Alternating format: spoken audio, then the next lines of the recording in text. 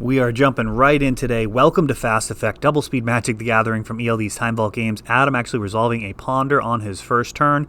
He is going to leave it looks like. No, he's going to shuffle.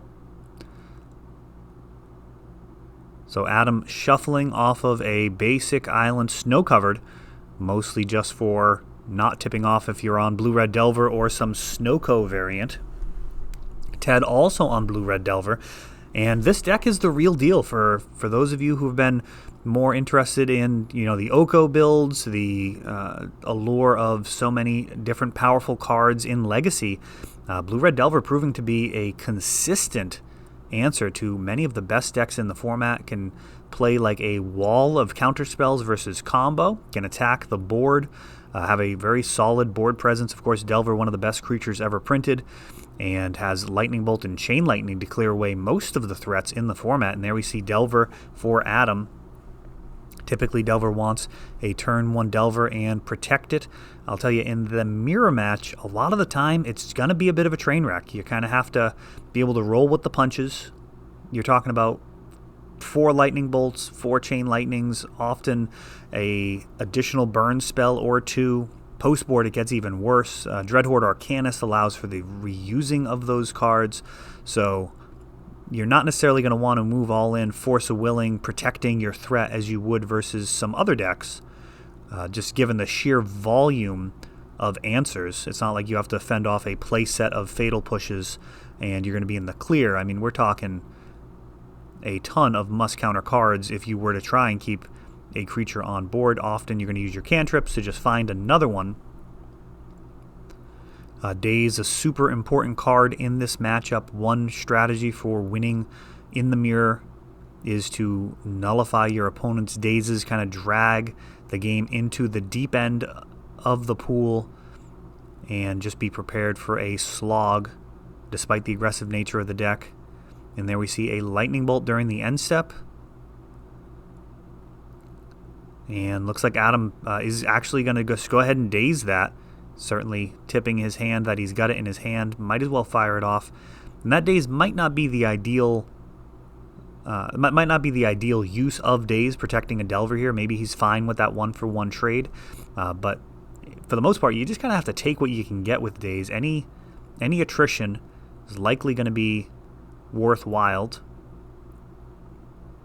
If you're actually keeping a creature on board or countering one of your opponent's creature, I mean, Daze is good enough in its role if it actually resolves there. You do not want to be in a situation later on, which is often the case, where you have to fire off multiple Dazes in order to counter a single spell, and that's where it will go if you don't get utility out of those Dazes early.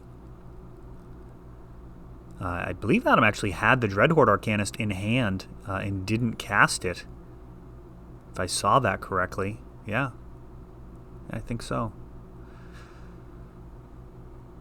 So giving a lot of respect to Daze. I'd imagine he's going to be grabbing a basic land here, keeping Wasteland also less than stellar.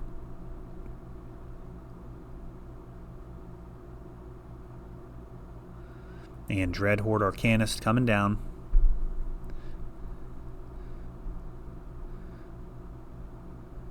Ted taking a very different strategy, going with all volcanics. And we will see which of these proves to be the stronger line as this game unfolds. Adam's mana base completely immune to Wasteland. Doesn't have the double red to bounce back a Chain Lightning, which is sometimes a consideration. And Ted's going to have double blue or double red, even in the face of a Wasteland. Now a basic island coming down for Ted. Really needs some type of board presence, or this is going to be wrapped up super fast. Dreadhorde Arcanist. That is a very reasonable threat here, given that there's Lightning Bolt and Chain Lightning in the bin. When this guy starts turning sideways, it'll be a huge issue. Petty Theft off of Brazen Borrower, and that gets Force of Negationed.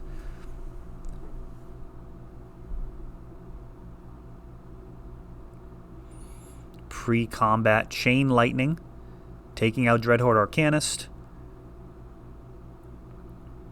And Adam in just excellent shape. That might have been a Forked Bolt on top. Do not want to run out of things to do with the Dreadhorde Arcanist.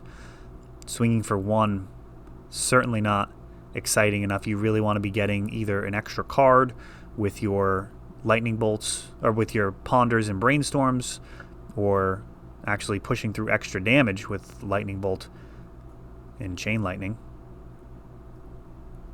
Swinging as a 4-power creature for 2, certainly much more attractive. And we got a Brainstorm here. And Ted in terrible shape here, facing down lethal damage off of a flashback. And Adam going to commit this True Name Nemesis as well. 2 Wastelands on board for Ted.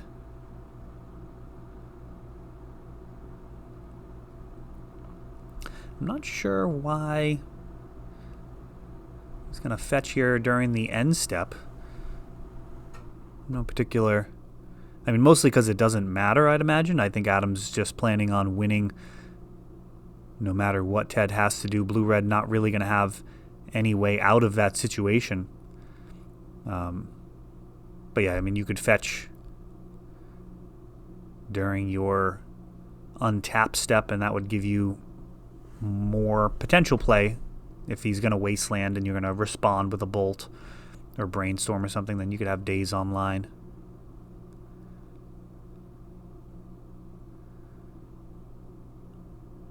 Not hugely important there. More to do with just consistency.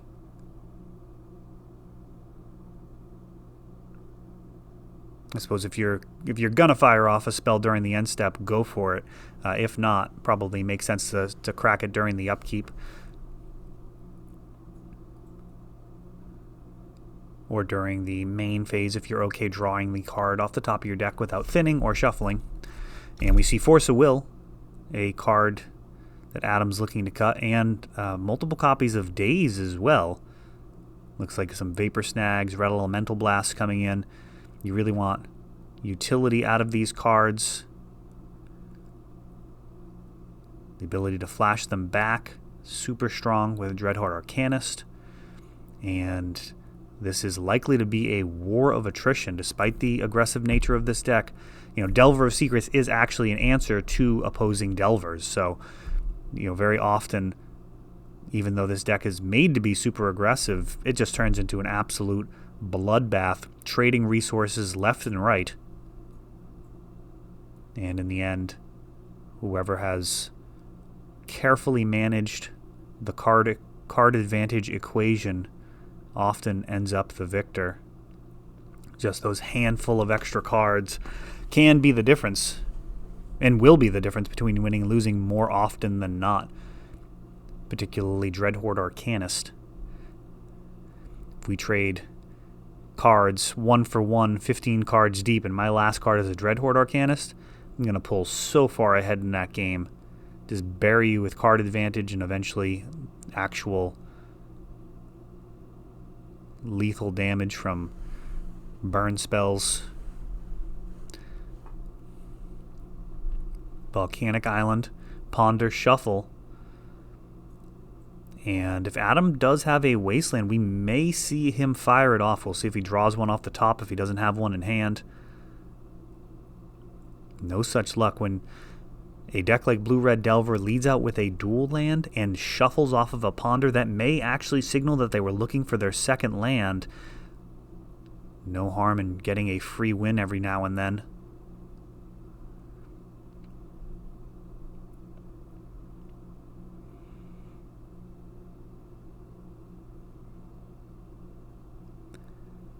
Fetching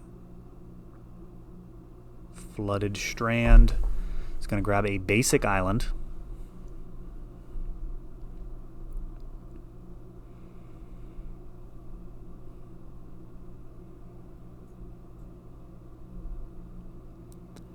Into Dreadhorde Arcanist, and that sticks. And that'll be a slightly more difficult to remove card. Pyroblast, Red Elemental Blast, don't hit it. So it's going to need to be some type of burn spell. And I'm guessing this is going to be Chain Lightning here? Oh, Lightning Bolt. So the other option was firing this off during the upkeep. Force of Negation actually a consideration. Daze on Delver of Secrets.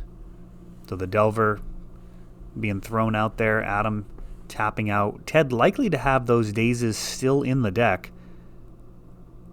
given the fact that he's on the play. They're much less attractive on the draw. Young Pyromancer now for Ted.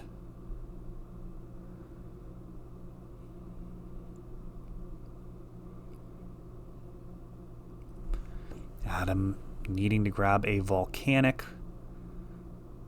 And we've got a Forked Bolt hitting 1 and 1. And then a Dreadhorde Arcanist of his own. No days available for this one. And it is possible that Adam happy to trade the Delver for the days just to get this Dreadhorde down a turn earlier. Yes, it's some card disadvantage. If you can get the Delver to stick, just slow playing, in theory you'll end up with more cards, but in practice, if this Dreadhorde can come down and stay down, he can really run away with the game. Particularly if Adam just gets that untap step and some of his counters come back online. Preordain.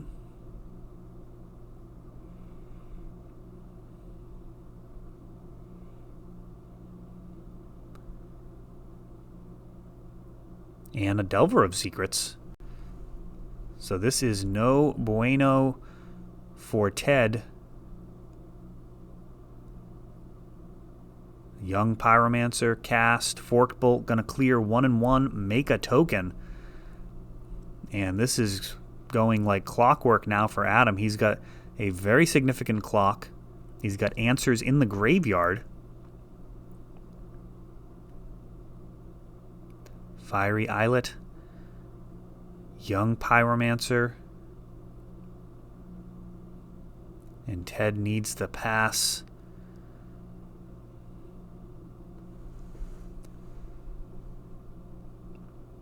And Lightning Bolt being flashed back.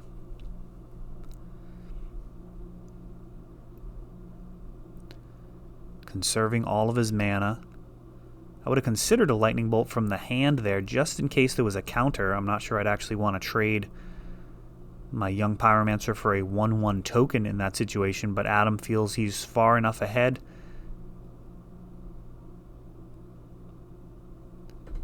We've got Brainstorm. He also apparently, he may have a Vapor Snag in hand as well, so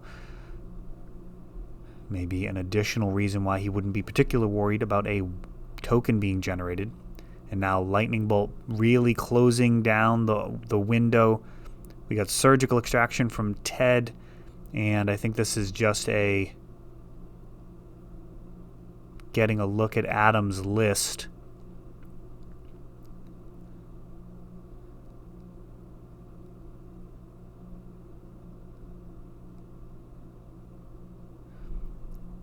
Seeing if there's any differences, perhaps checking the mana base. But that's going to be a wrap. This is going to be lethal damage right here. And then some. Brainstorm triggers.